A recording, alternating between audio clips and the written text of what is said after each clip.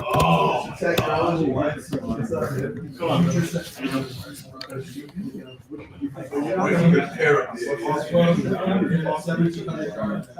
Okay, superintendent of all this.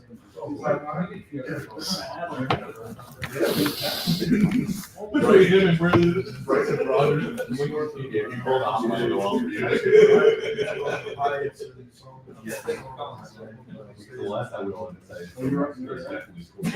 Yeah, I like it.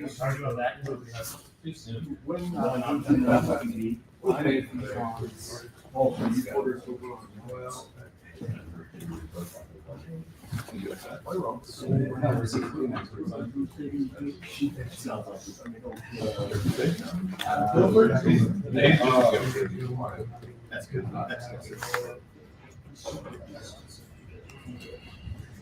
Eighteen hundred yards in a high classification. That's what, 30 years? Good hold.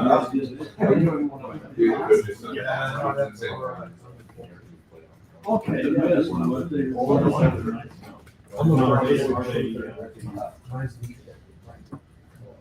Boys, I understand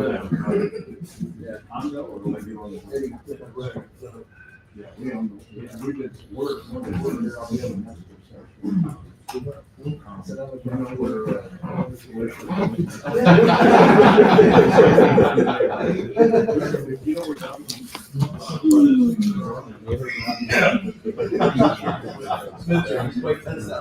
what? Brand Road. He's breaking down barriers. You see that walk out there? The whole time he stands underneath this. 3 years from now, when he's in his third year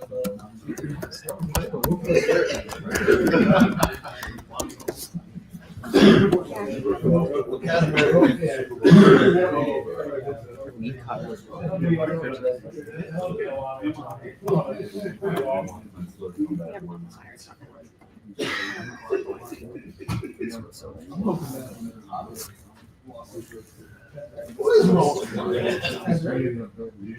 They had a tweet that said, yeah, he's gonna put out a statement, all right. He said he's gonna see his first hit, he's gonna put out an executive order. Yes. We have the other houses. Other than that.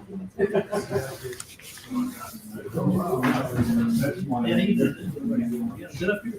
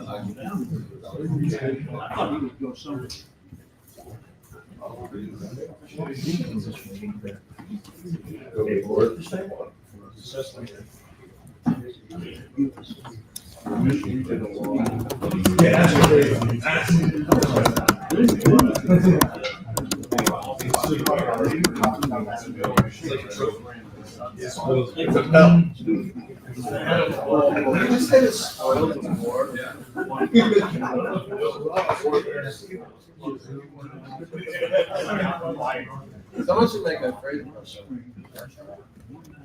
What about spoiled? Are there spoiled? I don't know. I wish someone would. Tail. Who the hell is it? Fine. Well, actually, I did go down.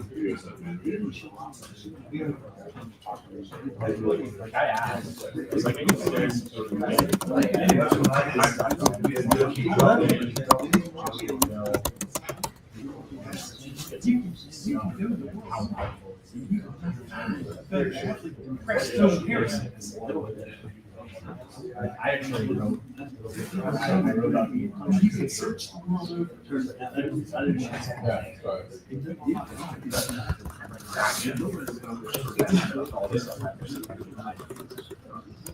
It's just it.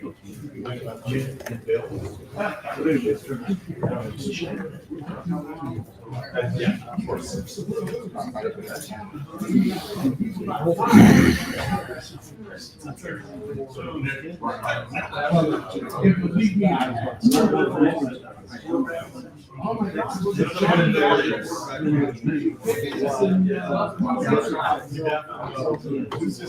Monkey with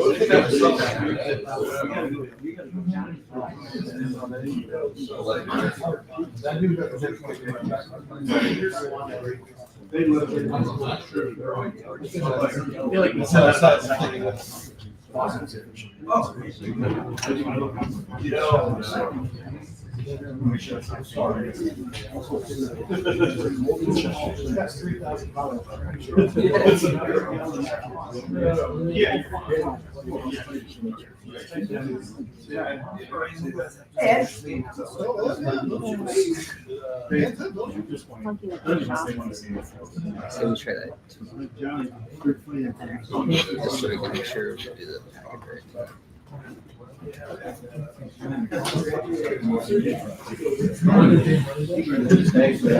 Yeah. Hey, Steve.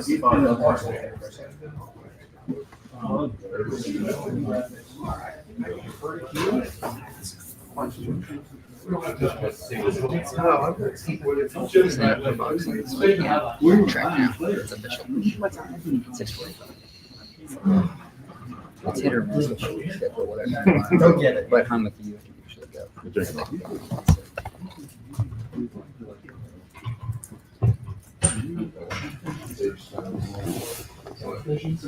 Yeah, but it's just before they burn that. Before they burn it. Well, they got good news today.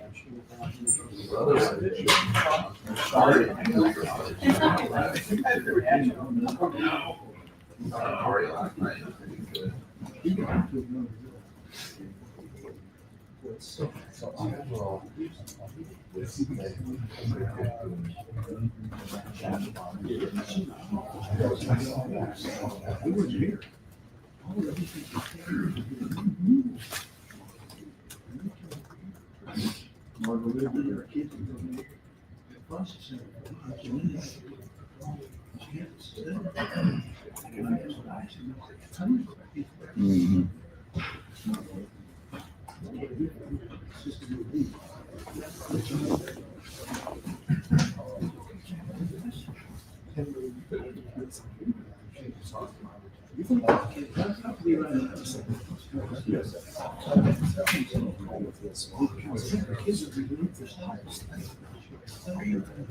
Unless people in the comments that announce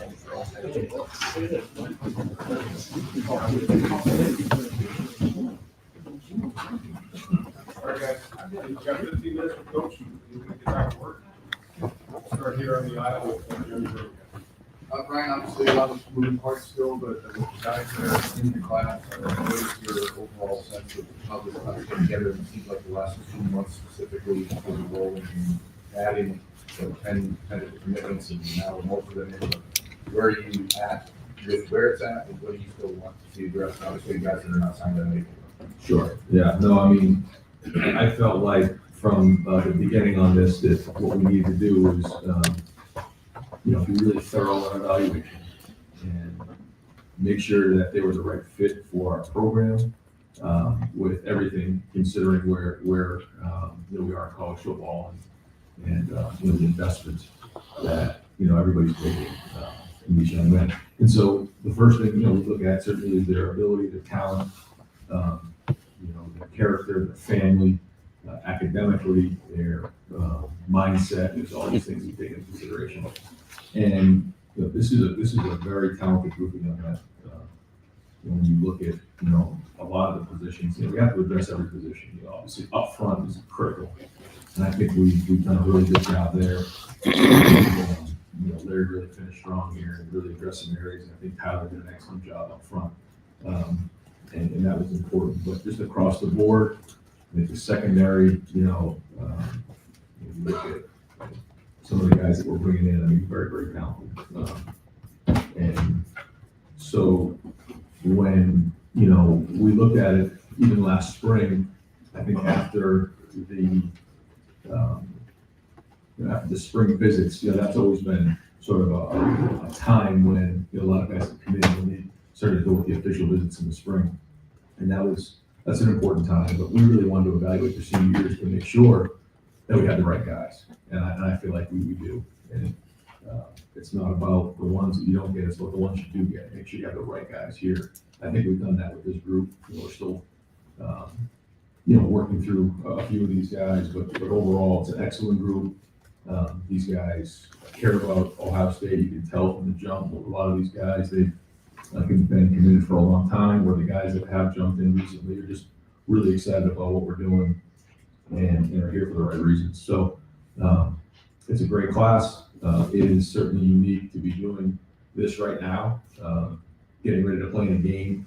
So to say that all of our focus is on this right now, it's not. But that being said, it's a great day for these guys. And this is a point in their lives where it's one of those timeline moments, signing with Ohio State.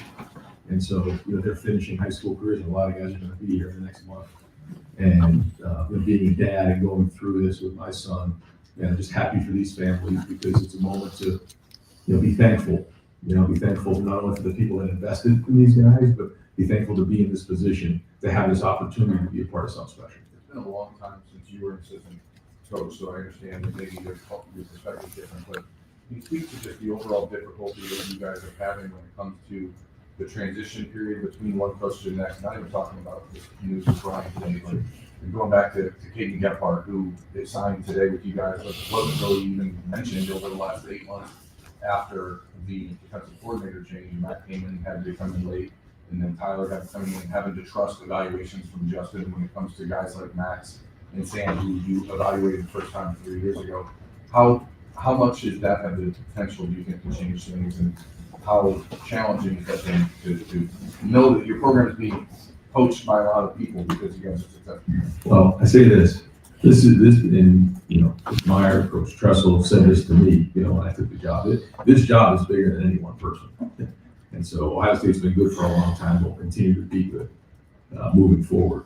So, while there always will be these situations, for whatever reason, good or bad, we all aim for them to be good. That when we're doing well, people have opportunities. And that's part of it. And I think, these recruits understand that. So when they come in, the relationships matter, but they also want to see the stability of a program, that when they send their sons somewhere, they're going to be surrounded with the best. And that's my job. So my job is to surround these players with the best there possibly can be. And you've heard me say this before. I mean, if you are an O-line coach, it should be O-line you. If you're a linebacker coach, it should be a linebacker you. And it's my job as the head coach to make sure that we're hiring guys and bringing guys in here to be the best. And, I really work hard on that to make sure that when I look these families in the eye, I say, I'm going to take care of your son. I'm doing what I can to surround the best strength coach environment that we're on. And so when we have a change, you got to go out there and you got to get that done. I think, in particular, like you said, with Caden and all that, when Matt came in here, it was, we had a great run last year and Jim did a great job. So okay, well, who's coming in? And during that time, there's an unknown. And so in the end, it comes down to trust. Do you trust the fact that we're going to continue to bring in great people here? And now you can see how that's working. So that's the goal. And we say that in recruiting, that nothing's guaranteed, but this program is strong and will continue to be strong and has been strong. And it's bigger than any one person.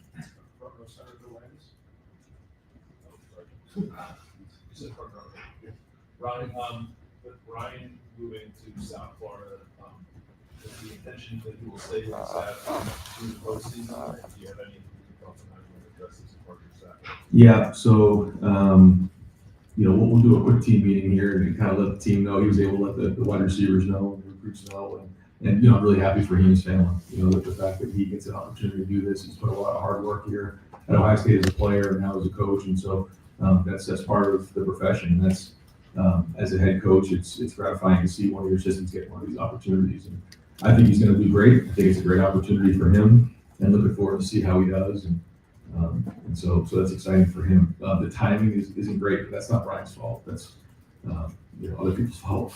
And we can get some of this stuff addressed, because it's but it's like that for everybody in the country. So instead of being upset about it, we're going to embrace it and let the team know today. Obviously, we'll read it today, but it's good to hear from me.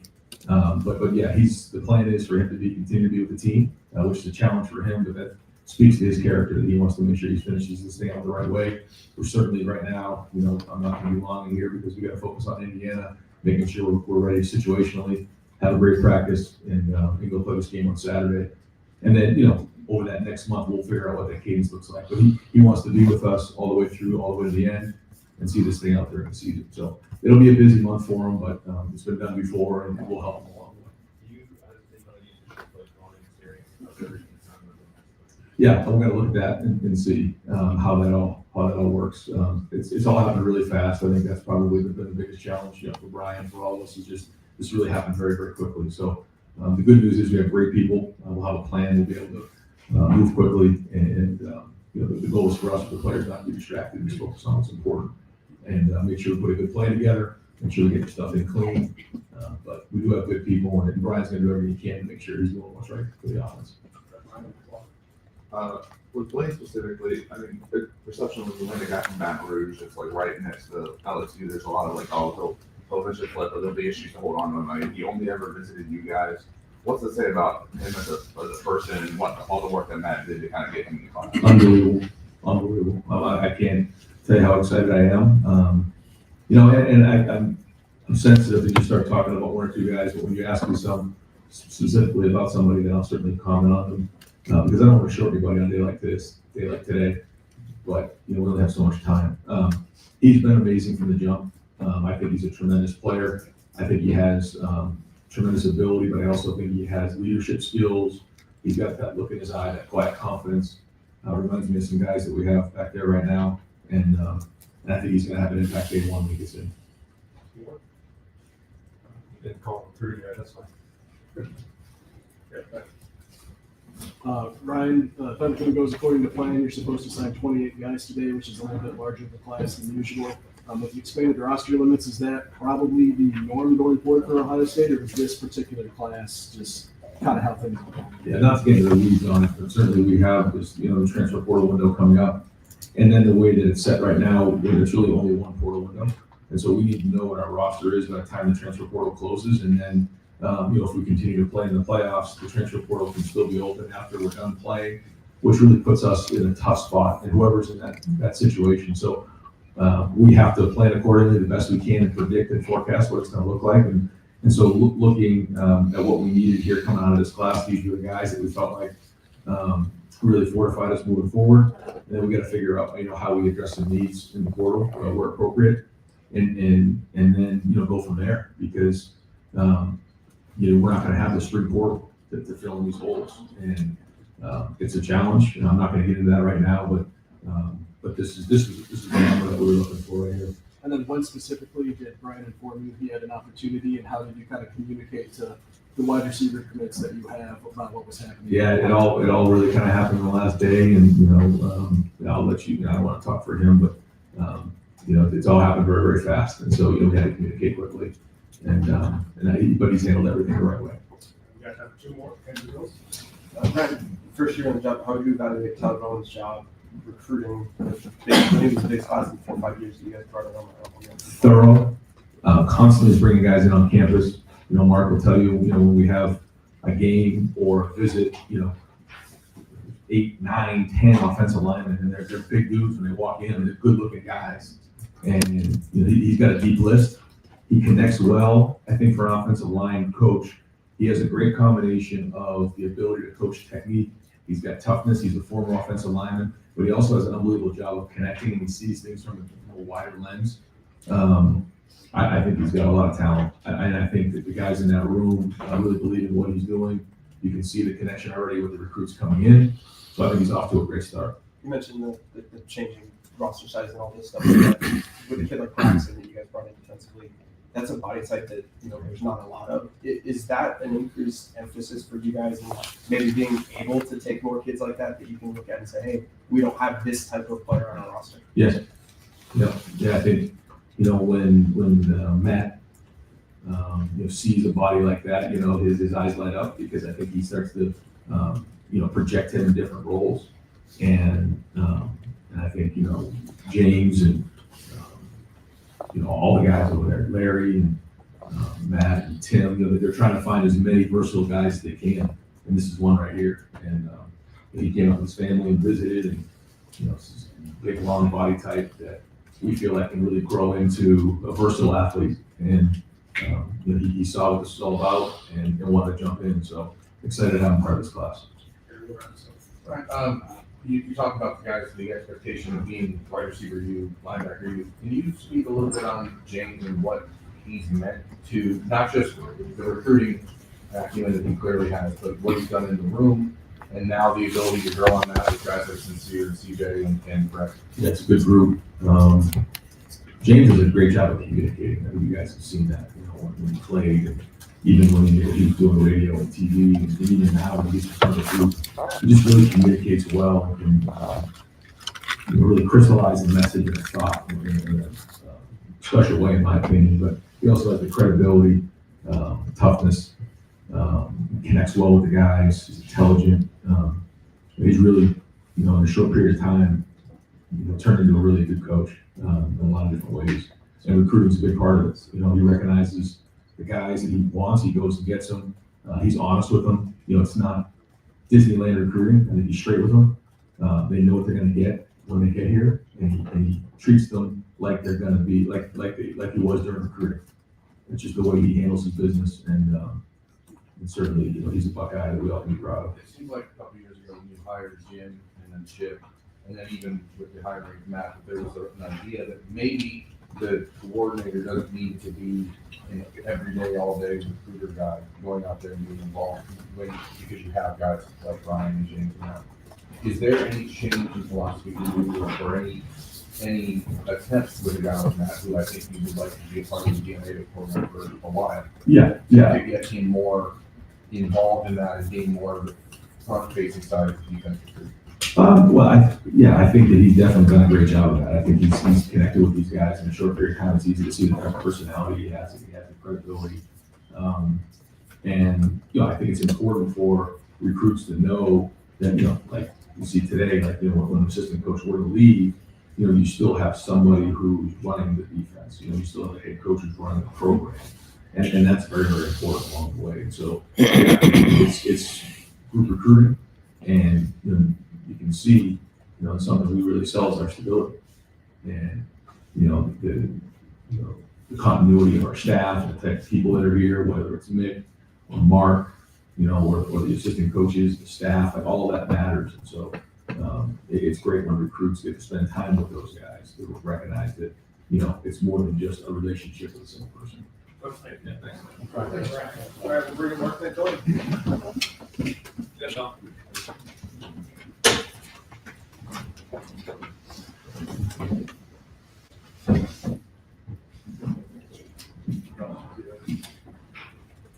Good afternoon, great day.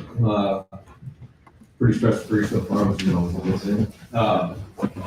Before I answer your question, I want to thank some people behind the scenes who've done a great job for us in helping these signs today. Obviously, Ross and Carrie, their support administratively, we couldn't do it without their support, and they are always willing to work with us, and we rarely get an answer of no, so it's very helpful, makes our job so much easier.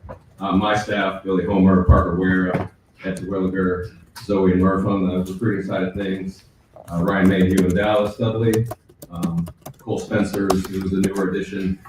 His life's about to get turned upside down with the portal here coming up. Creative team, they did a great job with the videos they put together for today. Those things were awesome. And I want to give a special shout out to Logan, who's in the back there. For the last couple of weeks, we barely are away from each other. We are side by side.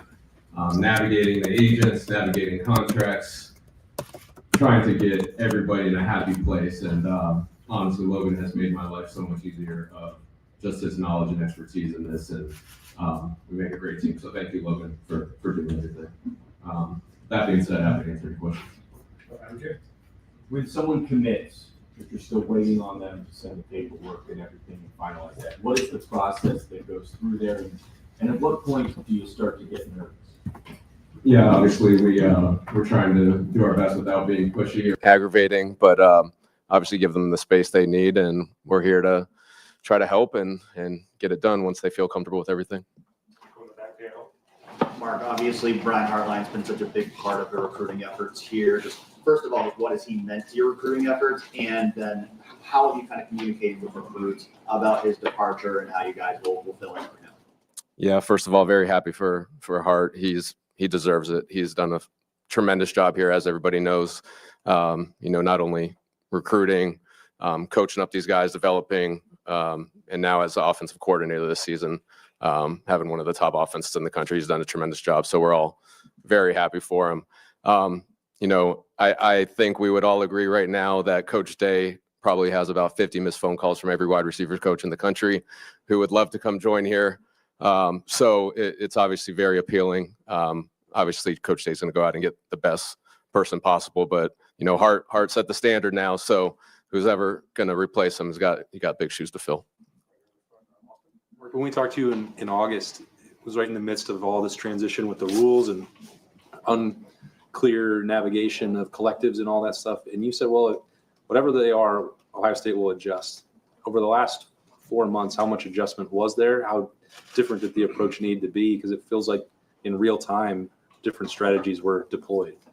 Yeah, we stayed patient through the whole thing. We didn't panic. Obviously, we were waiting to get some clarity on some things, but at the end of the day, I had also mentioned we were going to put a heavy emphasis on senior film evaluations, and as you can tell, we did. And so college football this season was the most fragile, chaotic that we've probably ever seen. So, by being patient, things worked out. Obviously, once you get kids on campus here, they see why people decide to come here. It's a great opportunity for them.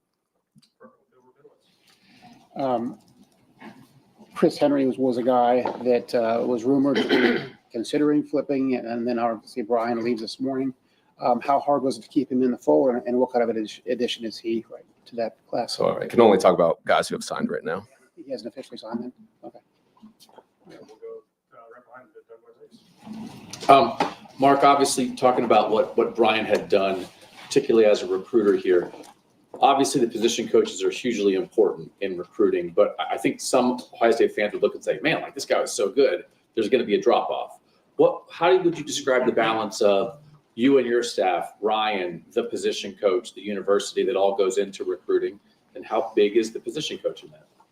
Yeah, position coach is the main contact now. It's kind of drifted away from having, in the past we've done, area coaches before, and now in this new world, it's pretty much solely the position coach, coordinators, and the head coach. But the position coach is in the weeds of everything. They're the ones on an everyday basis building and maintaining those relationships. My staff's there to assist. Obviously, when they come on campus, they do a great job just keep making sure the families are feeling welcome and happy. But yeah, it's that's why we try to have multiple voices building relationship with the coordinators and head coaches in case guys get these opportunities that they still feel comfortable here. Mark, you talk about the in-season evaluations, and I'm just curious from your perspective, when you look at a guy like Jay Timmons, for example, who Rivals has as the #1 ranked cornerback in the country, it's not a guy that you'd think would be a traditional, we need to see senior film for a guy that's ranked that high. What made Jay seem like the right fit for the program and the late push for him, but also your opinion on the way Tim has handled this cycle, considering that there are 3 highly ranked cornerbacks in Ohio that all ended up elsewhere, and yet you guys get 2 guys that were at the very top of your list. Yeah, Jay was a little bit unique because he was committed to another school. And so we, like I said, we stayed patient there.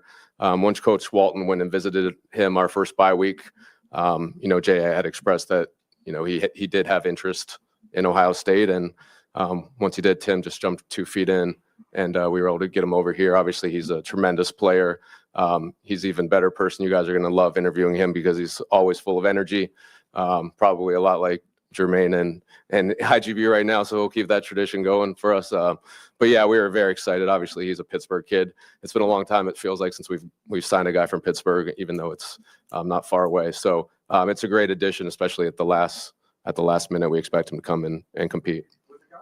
Sam Greer locally, obviously there's been a ton of discussion in the last 5-6 years about the challenges of signing that 5-star offensive tackle prospect. And when you have one in Ohio, how much of a relief is that at number one, but also, how challenging were the last few months as other teams still tried to pull him away? And what does it mean for you guys to have a guy that you evaluated and got to know 3 years ago when he was a high school freshman, and now he still follows through and signs today?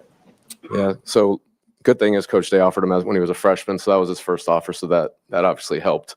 But no, Sam, like you said, the tackles like him don't grow on trees. We don't take Ohio kids for granted, especially anymore with NIL involved. So we wanted to show he was a high priority for us.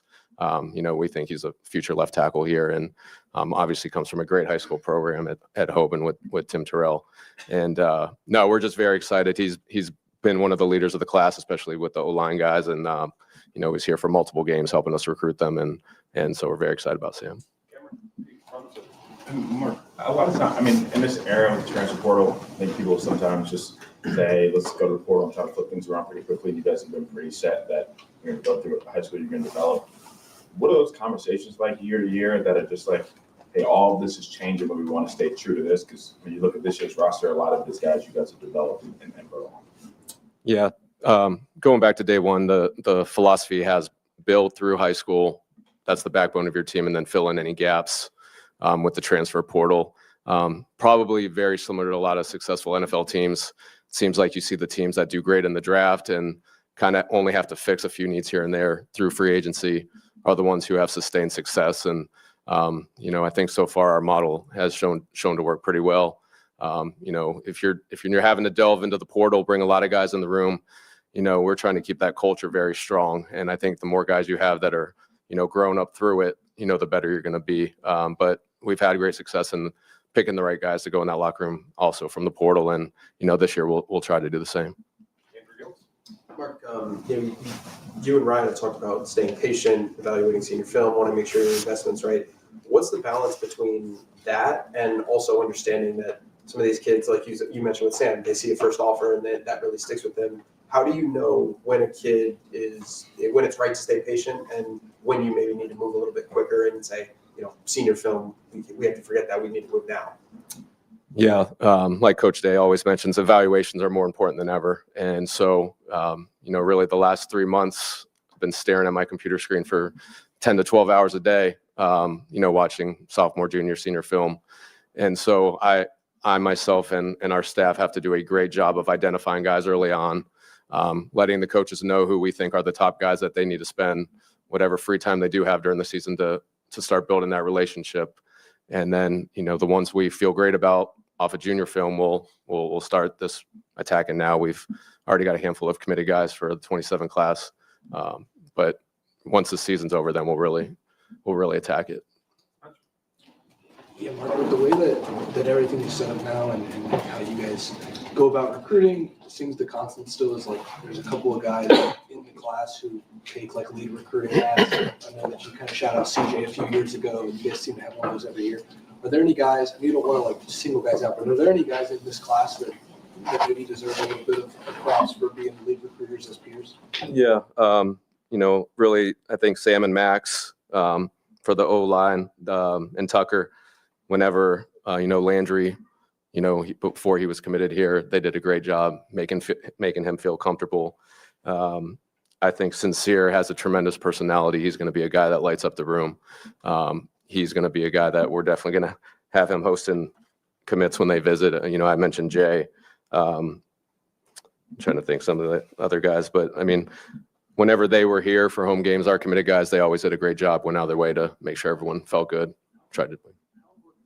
Now, for you guys with money being so big now and with all the other things, that peer-to-peer recruiting that you guys seem to have a few of those guys every class that can kind of latch onto the guys who are committed? Yeah, I mean, relationships are still very important, not only with the coaches, but also future teammates as well. And so if guys feel comfortable rather than if they're coming far from home and not knowing anybody, then it makes it a little bit more difficult. But if they build these relationships by going to different camps, meeting guys here when they come for games, they feel a lot more comfortable. They have roommates picked out, and it makes the transition for them a lot easier. You just said it, but relationships still matter, but multiple years in a row, here we are on signing day, and guys who have maybe been committed for a long time, and you're still kind of waiting for paperwork and whatnot.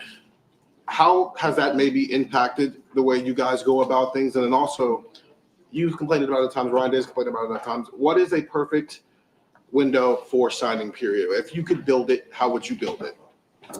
Yeah.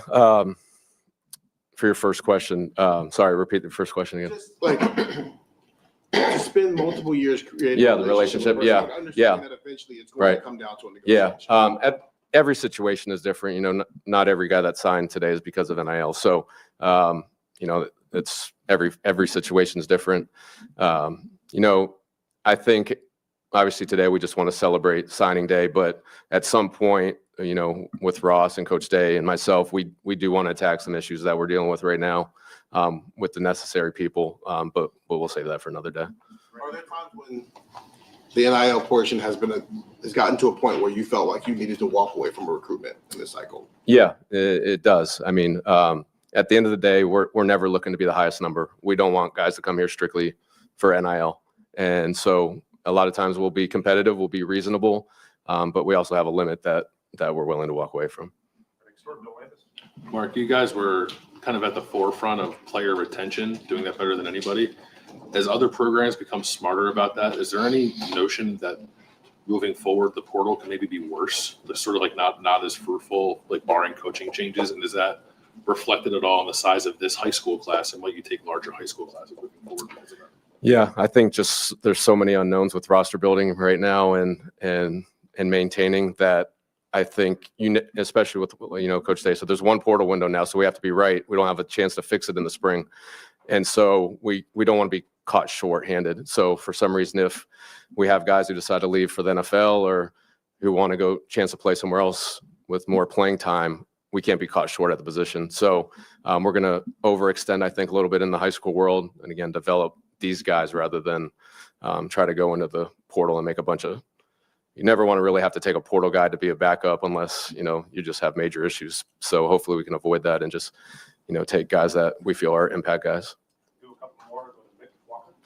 You mentioned kind of the only having one window. You guys already have 10 offensive, defensive line signees. I think you're going to probably get up to 11 here. Why was that such a big point of emphasis, and does that portal window play into it? If you're trying to go into the portal for O lineman or D lineman one, it's supply and demand. It's a low supply and a high demand, and there's certain schools that have no price tag for those type of guys. So that's not somewhere where you want to get stuck and try to fix a problem just because it's going to be very expensive. You're going to have to overpay just like in the NFL with free agency. So we want to do a great job in the high school world, get them here, develop them, and avoid that. Corey, I know he's somebody you guys have had, and he's just risen up in the rankings of the senior season. Is that kind of plan to just develop him, and you guys like the traits, and what stands out about him, I guess? Yeah, Kari, I mean, he was a top of the board guy for us, from day one. It wasn't about how many stars was behind his name. And, we never even got him here until the official visit. So we had to make sure we did a great job of, showing everything Ohio State had to offer then. And we wanted the family to know that we valued him. So, he's a great addition of a guy that we think we need him to be ready day one to go. And I think last time he was 270 pounds. So he's physically going to be, and he had a great senior season. So we're very excited about him. Can there be a common sense schedule calendar? There can, yes. What does that look like? How far away is signing day? How far away is the portal? What would that look like? Yeah, I'm not going to go with the specifics right now. I think it's a broader question where we have to get all the right people in the room and put our brains together. I mean, there's a lot of smart people that work in football that can have a greater voice, I think, and try to get some of these issues fixed. When you mentioned Ross and you're open there, you mentioned him a couple of times. When all the changes with revenue sharing and stuff like that were going on, obviously he was part of implementation committee and things of that nature. Just how much did you have to, talk back and forth with him of figuring out exactly how everything works, how everything would be enforced, and what's it meant, I guess, to have him, kind of there as one of the leaders in this new era of revenue sharing? Yeah, it was great. Obviously, he had inside hand on what things were going to look like. And obviously Ross is fully on board on supporting this program. Obviously when you sign this many guys in a class, that's not cheap. So we had the support financially, from him to, hey, you guys need to put together the best possible class you can. And, he's going to support us along the way and give us, hey, here's how you navigate this new world with rev share and everything else. So it's been great. Got a group of guys from Central Ohio in this class, including 2 at Olin Ganji, who are on the same defensive side of the ball. What do you see out of those 2 guys? What do they have in common? What do you like about them? Yeah, obviously CJ committed early. CJ came to camp last year. He's tough. He's what James is looking for, of a guy who can go sideline to sideline, great instincts, physical. And so he was an early identifier guy. Caden, that one kind of popped up here over the last few days, and is a guy that another senior film eval. Every game you turn on, he's making 10, 12, 15 tackles a game. And so when that opportunity arose, we were very excited to have him be a Buckeye. Mark, when it comes to, there's going to be a lot of conversation about who hasn't signed yet today or whatever happens in the next 48 hours. But when you look at guys like Brock Boyd and Jaden Ricketts, who committed early, signed this morning, no incident, and obviously they still want to be a part of the wide receiver room at Ohio State. What do you like about those guys, specifically Brock? He's one of the most productive receivers in the country over the last couple of years. And what does he bring that maybe the receiver room hasn't had? Yeah, I think Brock is probably the most underrated wide receiver in the country, just from a ranking standpoint. He's at a prominent high school in the state of Texas and breaks the school record there. In the playoffs right now, he's just dominating every game he plays in. So Hartline did a great job, when he went down there. It was either last winter or spring, and said, hey, Mark, this is the guy we need to get. And so Brock's been outstanding. Jaden, obviously down the road, he loves Ohio State. He's a guy who's a 10-5 guy, and so he's got some great traits that we can build on in the future. All right, Mark, thank you. Thanks, guys. Mark. Guys, unfortunately, we can't do the indoor for podcast. We got a bunch of stuff going on the indoor. So, sorry.